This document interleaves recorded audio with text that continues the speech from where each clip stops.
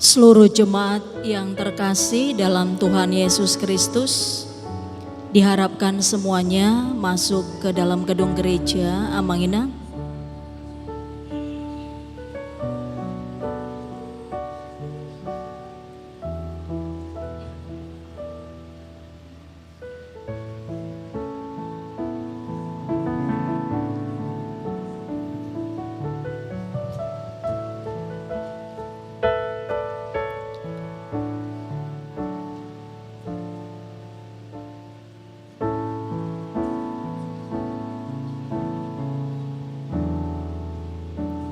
Sebelum kita memulai acara pemberkatan pernikahan, kami berikan kesempatan kepada calon pengantin laki-laki dan pengantin perempuan untuk meminta izin kepada orang tua untuk sungkeman.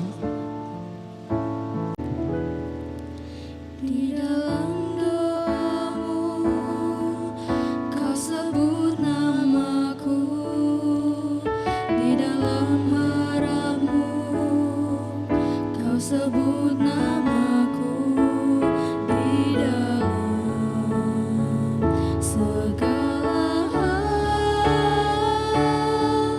namaku di hatimu, tak dapat ku balas cintamu ayahku, takkan ku lupakan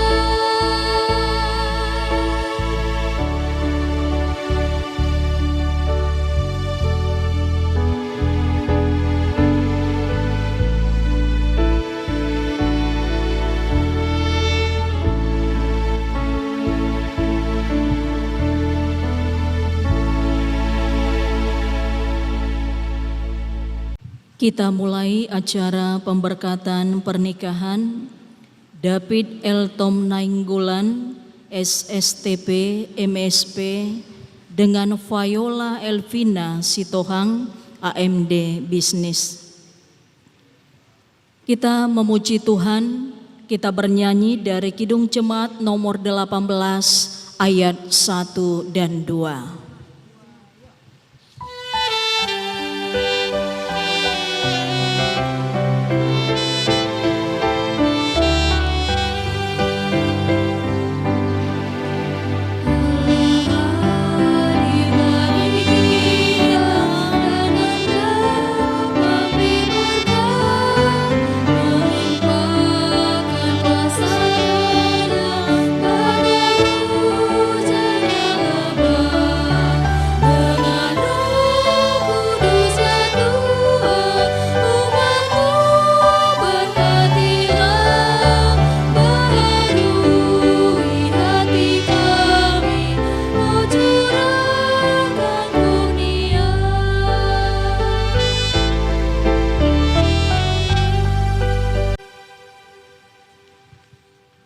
Di dalam nama Allah Bapa dan nama anaknya Tuhan Yesus Kristus dan nama Roh Kudus yang menciptakan langit dan bumi.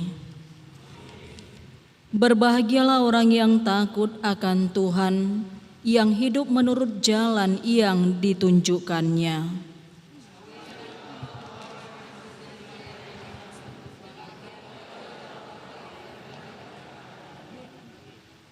Istrimu akan menjadi seperti pohon anggur yang subur di dalam rumahmu, anak-anakmu seperti tunas pohon zaitun sekeliling mejamu. Ya Allah Bapa yang Maha Pengasih, Engkau telah menguduskan cinta kasih kehidupan suami istri dan mengangkat pernikahan menjadi lambang persatuan Kristus dan umat-Mu. Berkatilah kedua calon mempelai, David Eltom Nainggolan SSTP MSP dengan Viola Elvina Sitohang AMD Bisnis. Kiranya mereka sungguh-sungguh menghayati panggilan-Mu, membangun pernikahan dan keluarga yang kudus. Kedua anak-Mu yang datang pada saat ini menghadap kehadirat-Mu, mereka hendak mendirikan satu rumah tangga baru. Mereka memohon berkat-Mu. Sertai dan berkatilah mereka dengan kasih setia-Mu dan belas kasihan-Mu. Isilah kehidupan mereka dengan Roh Kudus, agar pernikahan mereka senantiasa dipenuhi kasih dan damai sejahtera dari awal hingga akhirnya. Teguhkanlah kasih mereka, agar rumah tangga mereka berbahagia dan berlimpah sukacita. Dengarkanlah doa permohonan kami melalui kasih-Mu yang abadi dalam Yesus Kristus. Amin. Jemaat dipersilahkan duduk kembali.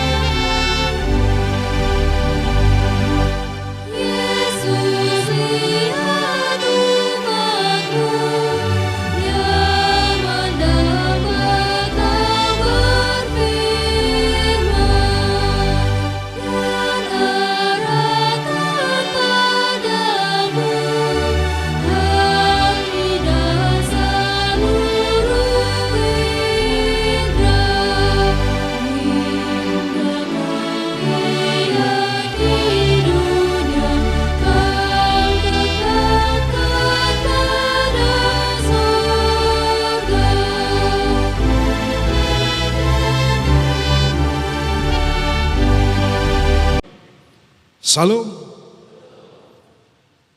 Ya, berita sukacita untuk kita pada hari ini di pemberkatan perkawinan anak kita David Eltom Nainggolan dan Viola Elvina Sitohang. Firman Tuhan bagi kita terambil dari Efesus pasal 5 ayat 22 dan 25. Firman-Nya sebagai berikut.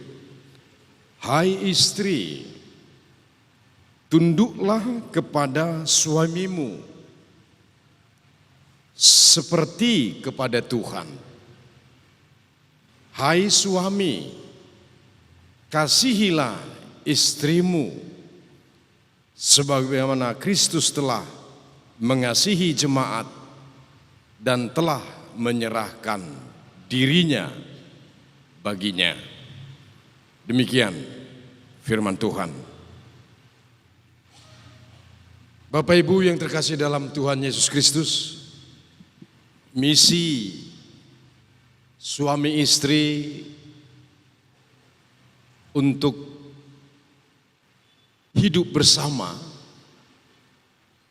misi yang utama adalah keluarga itu harus bisa memancarkan kasih Kristus di tengah-tengah kehidupan rumah tangganya. Itu misi yang utama. Saya mau tanya kepada David, kalau sudah berumah tangga, kamu ingin anak berapa? 2. Kepada Viola, ingin anak berapa? 2, berarti 4. Begitu? Si David 2, si Viola 2, berarti 4. Begitu maksudnya. Terus saya mau tanya kepada si David, kalau seandainya si Viola tidak bisa memberikan anak kepadamu, apakah akan kau ceraikan dia? Hah? Tidak.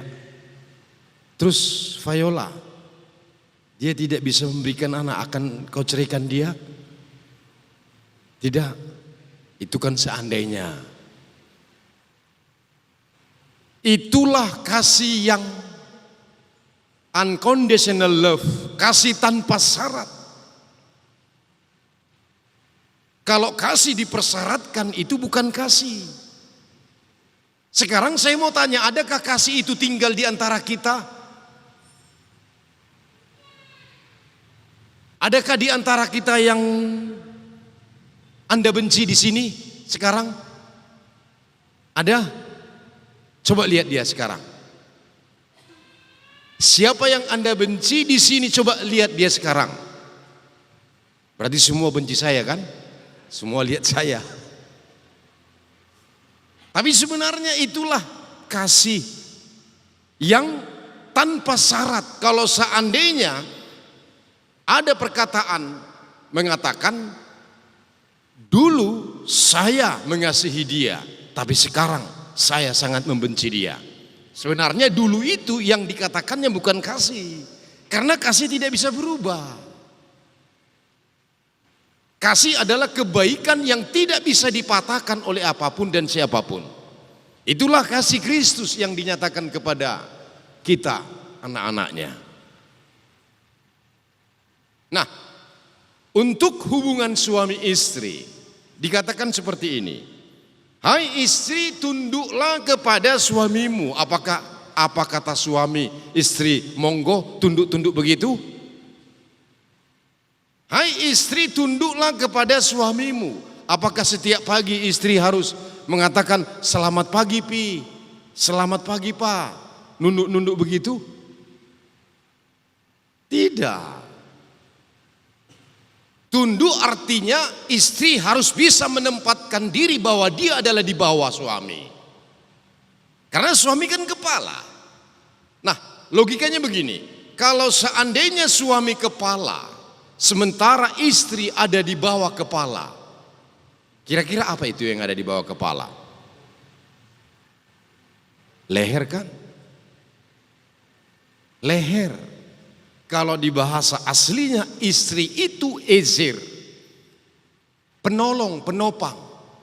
Jadi kalau seandainya suami itu kepala, istri itu penolong, penopang kepala.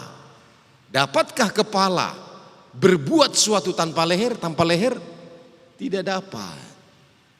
Oleh karenanya istri itu penolong dan bukan pembantu yang suka-suka tuannya hari ini dipekerjakan, besok dipecat. Tidak bisa seperti itu kepada istri. Karena istri bukan pembantu. Menteri itu pembantu presiden. Suatu waktu presiden bisa meresafel, mengganti pembantunya. Tetapi suami tidak bisa serta-merta mengganti istrinya. Begitu. Yang berikutnya, supaya keluarga itu harmonis, langgeng sampai kematian memisahkan mereka, tidak cukup hanya kasih. Orang yang bercerai itu tanyakan waktu menerima pemberkatan pernikahan, mereka akan berkata, kami diberkati karena kami saling mencintai, saling mengasihi. Tetapi 5-10 tahun kemudian mereka bercerai. Kok bisa? Karena kasih itu tidak dibarengi dengan kesetiaan. Kasih harus dibarengi dengan kesetiaan. Apa itu setia? Emunah, kokoh, tidak berubah. Itu setia. Suami yang mengasihi istrinya, kalau dia memang benar-benar setia, apapun yang terjadi kepada istrinya, cinta suami tidak berubah. Apapun yang terjadi kepada istri kita, waktu dia imut-imut sampai amit-amit, setelah tua, cinta suami tidak berubah. Itulah yang setia. Begitu juga istri yang setia kepada suaminya, apapun yang terjadi kepada suaminya, cinta istri kepada suami tidak berubah. Itulah yang setia. Makanya kasih itu harus dibarengi dengan kesetiaan.